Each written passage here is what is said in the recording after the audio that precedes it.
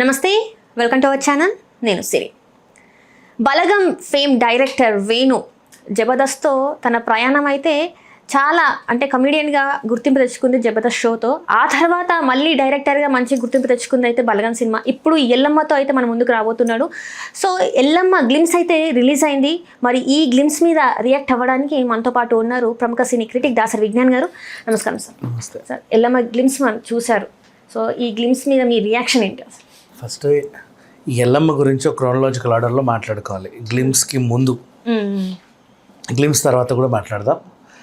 గ్లిమ్స్కి ముందు ఫస్ట్ వేణు అనే ఒక మనిషి జబర్దస్త్లో ఒక టీమ్ లీడర్గా ఎంట్రీ ఇచ్చాడు. అంతకుముందు తీసాడు మంచి మంచి సినిమాలు చేసినప్పటికీ క్యారెక్టర్ ఆర్టిస్ట్గా ఇందులో ఒక మంచి గుర్తింపు సంపాదించుకున్నాడు. అరే వీళ్ళు స్కిట్లు భలే రాసుకుంటున్నారే అనే టైంలో వీళ్ళకంటే ఒక రైటర్ ఉంటాడు, ఒక డైరెక్టర్ ఉంటాడు, వీళ్ళు ఎలా చెప్తే వాళ్ళు అలా చేస్తారు అన్నట్లుగా తెలిసింది. దాంట్లో మల్టిపుల్ టాలెంట్స్. ఒకసారి ఏంటంటే ఏడిపించే స్కిట్ చేసాడు ఆయన. జబర్దస్త్ అంటే నవ్వులు ఇచ్చేది కదా, ఏంటి ఏడిపించే స్కిట్ ఎలా చేశారు, వాళ్ళు ఏడిచారు, అర్థం కాల, సరే అయిపోయింది. నెక్స్ట్ తర్వాత హరికథ చెప్పే స్కిట్ ఒకటి చేశాడు. అబ్బా ఎంత బాగా చేశాడో అనిపించింది. ఇందులో ఏదో తెలియని టాలెంట్ ఉందబ్బా, సరేలే అనుకున్నాం. ఇంకా తర్వాత ఛానల్ మార్పులు, అటు వెళ్ళడం ఇటు వెళ్ళడం, వీళ్ళందరూ ఇటు వెళ్ళడం అన్నీ అయిపోయాయి. సినిమాల్లో కూడా అడపత కనబడుతూ ఇక్కడ ఫుల్ ప్లేజెడ్ కనబడ్డాడు. నెక్స్ట్ బలగం అనే ఒక సినిమా వచ్చింది.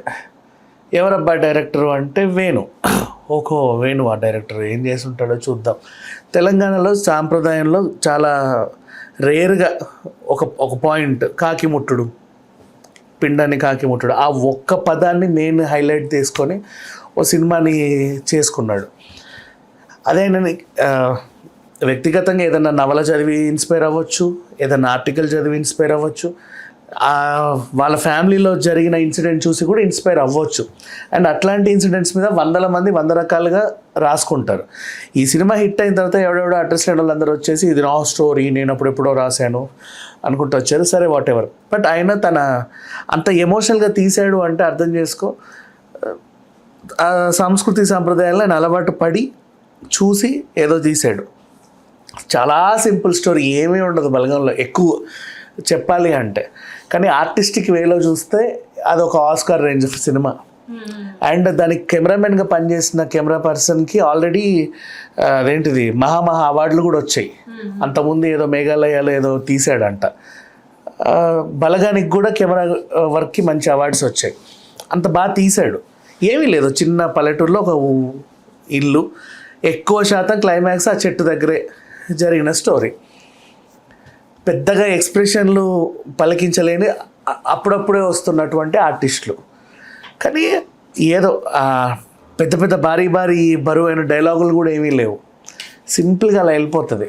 కానీ ఆ సినిమాకి బస్సులు కట్టుకొని వెళ్ళేవాళ్ళు, పెళ్లి బస్సులు ఉంటాయి కదా, అట్లా ముందు బలగం సినిమాకి వెళ్తున్న పలానా వారి కుటుంబం, వాళ్ళ క్యారేజీలన్నీ కట్టుకొని సినిమాకి వెళ్ళి థియేటర్ తర్వాత సినిమా అయ్యాక ఓ పక్కన చాపేసుకొని కూర్చొని అందరు తినేసి మళ్ళీ బస్సు ఎక్కి రావడం, ఏదో వనభోజనాలకు వెళ్ళినట్టు. ఆ బస్సులో ఉన్న వాళ్ళు మహామహులు ఎవరంటే ఎప్పటి నుంచో మాట్లాడుకోని వాళ్ళు. ఇప్పుడు నీ పెళ్ళికి వస్తా కానీ మీ ఆయన అంటే నాకు ఇష్టం ఉండదు, కానీ నువ్వు నాకు చుట్టం, మేము మూతులు తిప్పుకుంటానే ఉంటాం కానీ ఫంక్షన్ నుంచి వెళ్ళిపోతాం. అట్లా కుటుంబంలో చాలామంది ఉంటారు, వేరే వేరే ఊర్ల నుంచి ఉంటారు. వాడు వస్తున్నాడు నేను రాను, ఇట్లాంటి వాళ్ళు అందరినీ పిలిచి కూర్చోబెట్టి కలిపిన సినిమా. అట్లా కలపాలన్న ఆలోచన ఈ యాక్చువల్గా సినిమా తీయాలన్న ఆలోచన నాకు వచ్చింది, కానీ ఇది చూసి కలవాలన్న ఆలోచన జనాలకు వచ్చింది. రిలీజ్ అయిన తర్వాత ఓటీటీలోకి వచ్చిన బండ్లు కట్టుకొని తెరలు కట్టుకుని ఊరోళ్ళందరూ ఇలా చూసేవాళ్ళు. అంటే చూడు, ఒక చిన్న సినిమా అంత ఇంపాక్ట్ క్రియేట్ చేసినప్పుడు ఈ డైరెక్టర్ దగ్గర ఇంకెన్నో కథలు ఉంటాయి. కాకపోతే ఫస్ట్ సినిమాకి వెంటనే సార్ నా దగ్గర బ్యూటిఫుల్ స్టోరీ ఉంది, ఓ 50 కోట్లన్న ఖర్చు అవుతుంది అంటే ఎవరు పెట్టరు. కాబట్టి ఏదో ధైర్యం చేసి దిల్ రాజు గారు ఒక చిన్న సినిమా తీద్దాంలే అని తీస్తే పెద్ద సినిమాకి కూడా రానన్ని డబ్బులు వచ్చాయి, పేరు వచ్చింది, అన్ని వచ్చాయి. మరి వీడేంటి డైరెక్టర్గా ఎదగడం ఏంటి అనుకున్నారో ఏంటో తెలియదు. కానీ నెక్స్ట్ సినిమాకి అడ్డంకులు ఎవరిని అడగల ఆయన, పెద్ద అదేంటిది ప్రభాస్ గారిని అడగల, మహేష్ బాబుని అడగల, అల్లు అర్జున్ అడగల, ఆ తరహా హీరోలు ఎవరిని అడగల అతను. నార్మల్గా సినిమా తీస్తే పర్వాలేదు, ఈ హీరో ఉంటే కొంచెం ఫ్యాన్ ఫాలోయింగ్ ఉంటుంది, హిట్ అవుతుంది, మినిమం గ్యారంటీ హీరోలు ఉంటే చాలు అనే ఆశపడ్డాడు. అట్లా ఒక చిన్న బడ్జెట్ అనుకొని ఈ సినిమాని తీద్దాం అనుకుంటే ఎన్ని చేతులు మారిందో తెలుసా. ఒక్కసారి ఆర్టికల్ ఈ హీరో ఇతనంట, ఓహో ఇతన, తెల్లారేసరికి హీరో ఇతను కాదంట అతనంట, కాదు ఇతనంట, అందరి దగ్గరికి వెళ్ళింది. ఎల్లమ్మ సినిమా ఇంకా అసలు లేదు అని పోయే పరిస్థితి, ఆ రేంజ్కి వచ్చేసింది. అంత పెద్ద ప్రొడ్యూసర్ దిల్ రాజు ఉన్నాక ఒక సినిమాకి ఇన్ని కష్టాలు ఏంటి, ఇన్ని అడ్డంకులు ఏంటి, ఎందుకు ఎవరు చేయట్లేదు? సరే పోనీ, ఎల్లమ్మ లాంటి సబ్జెక్ట్ అంటే అమ్మోరు లాంటి సబ్జెక్ట్ మనం ఊహిస్తే, అరే అమ్మోరు లాంటి సబ్జెక్ట్ అంటే ఓ రమ్యకృష్ణ వాళ్ళందరూ గుర్తొస్తారు. మరి ఇక్కడ ఎవరు ఉంటారబ్బా, లేడీకి కూడా పవర్ఫుల్ క్యారెక్టర్ ఉంటుంది, మరి ఎవరు చేస్తున్నారు అంటే హీరోయిన్ ఆవిడంట కాదు ఈవిడంట ఆవిడంట, వీళ్ళెవరు చేయట్లేదంట లాస్ట్. అది కూడా అలాగే వచ్చింది. ఎందుకు ఇంత మంచి సినిమాకి నటినటులు కరువు అయిపోయారా అనిపించింది. అంటే అంత వాళ్ళు మొయ్యలేరా, లేకపోతే భయపడుతున్నారా, లేకపోతే మరీ వైలెన్స్ ఏమైనా ఎక్కువ ఉందా? అంటే కొన్ని సినిమాలు ఏంటంటే బాగా కష్టపడే ఉంటాయి. మన అనుష్క సాయి పల్లవి చేసే సినిమాలు కింద పడి డొల్లడం, ఇప్పుడు నీ కాలు పట్టుకొని నేను ఆడి నుంచి ఇటు దాకా రాకాలి, నేను ఆడిదాకా, ఇప్పుడు శ్రీరాములంలో విజయశాంతి గారు చేసినట్టు. అంటే అంత రిస్క్ అవసరమా ఒక సినిమాకి? హిట్ అయినా ఫ్లాప్ అయినా ఒక అవార్డు అయితే వస్తుంది మహా అయితే, అవసరమా అని అనుకున్నారా? ఎందుకు ఎవరు రిస్క్ చేయట్లేదు ఈ సినిమా కోసం అనుకుంటే ఖచ్చితంగా రిస్క్ ఉంటుంది. వై? బికాజ్ గ్రామీణ నేపథ్య సినిమా కాబట్టి మట్టిలోనే నడవాలి, చెప్పులు లేకుండా నడవాలి. దేవుళ్ళ సినిమా కాబట్టి ఎక్కడ నీకు చెప్పులు గీపులు ఇవన్నీ ఉండవు. షూట్ మొత్తం గ్రామీణ ప్రాంతాల్లో ఉంటుంది కాబట్టి రాళ్ళు రప్పలు కాళ్ళకు తగలాలి. పెద్ద సెట్టే, ఇప్పుడు రంగస్థలం సెట్ వేసే అంత బడ్జెట్ ఏమో ఈ సినిమాకి పెడితే వస్తుందో రాదో తెలియదు. మరి అంటే అప్కమింగ్ డైరెక్టర్ అంటే అదొకటి ఉంటుంది. మరి ఎలా ముందుకెళ్తారు వీళ్ళు? కొత్త ఆర్టిస్టులను పెడితేనేమో పండుద్దా తెలియదు, మినిమం రీచ్ అవుతుందా లేదా తెలియదు.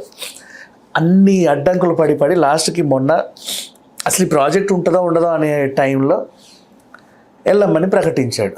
ఒక మంచి ఆనందంలో దిల్ రాజు గారు ఈ సంక్రాంతికి 3 సినిమాలని డిస్ట్రిబ్యూట్ చేసుకున్నాడు, అన్నీ బాగానే ఆడుతున్నాయి. వీడికి ఒక లైన్ క్లియర్ అయింది. మేబీ అందులో వచ్చిన లాభాలతో ఈ సినిమా తీస్తే వచ్చినా పోయినా పర్లేదు అనుకున్నారేంటో తెలియదు. పలానా డేట్కి మేము ప్రకటిస్తున్నాము అని చెప్పగానే ఒక టైప్ ఆఫ్ ఇంట్రెస్ట్ మొదలైంది అందరికీ. టైటిల్ పడింది ఎల్లమ్మ, పసుపు కుంకుమలతో అలా నీట్గా, ఎంత బాగుందో అనిపించింది. మంచి అంటే టైటిల్ చూడంగానే ఒక ఫీల్ వస్తుంది కదా, ఆ ఫీల్ వచ్చింది, ఆ డివోషనల్ ఫీల్ కూడా వచ్చేసింది.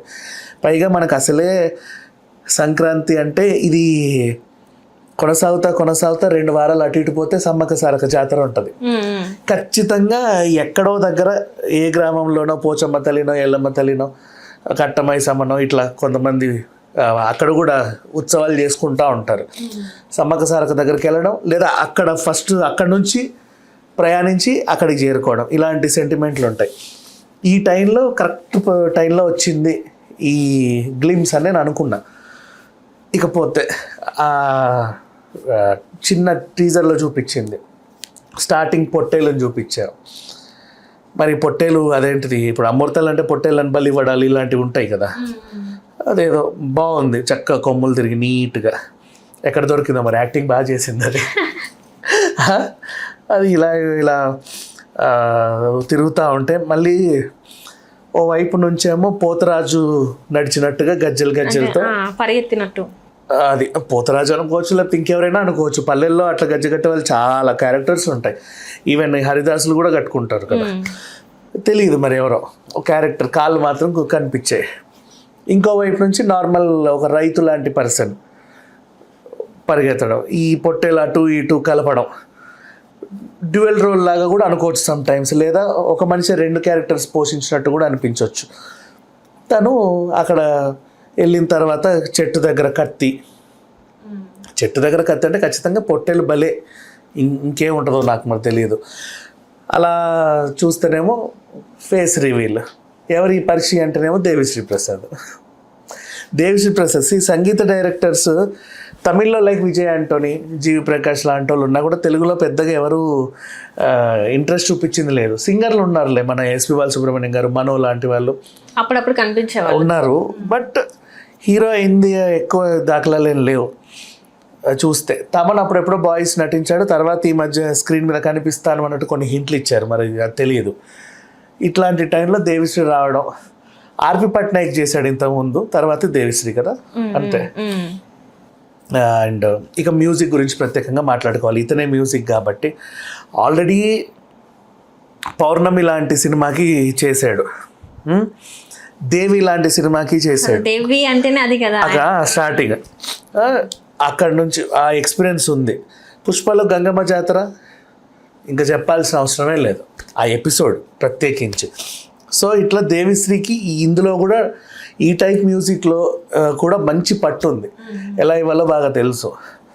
ఈ రకంగా చూసుకుంటే ఈ సినిమా నిజంగా అదేంటిది దేవిశ్రీకి హీరోగా ఒక గుర్తింపునిస్తా, అంటే మళ్ళీ తర్వాత కూడా కొనసాగుతాడో లేదో తెలియదు ఈ సినిమాని.